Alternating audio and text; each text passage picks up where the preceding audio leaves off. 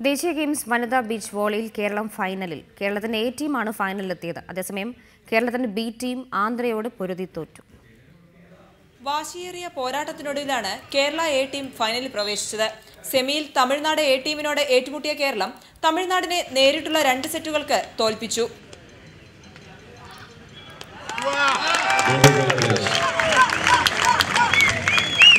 ഇതിലൂടെ ഇറങ്ങാൻ ഭയങ്കര പേടിയായിരുന്നു.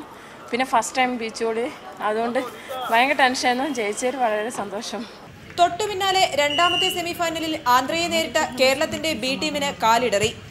ആദ്യ സെറ്റ് എളുപ്പത്തിൽ നേടാനായെങ്കിലും രണ്ടാം സെറ്റിൽ ആന്ധ്ര തിരിച്ചടിച്ചു.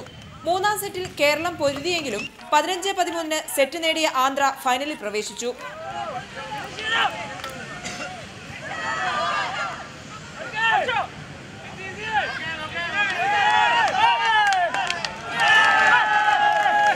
ലൂസേഴ്സ് ഫൈനലിൽ വെങ്കലത്തിനായി Kerala B team Tamil Nadu A ടീമിനെ നേരിടും.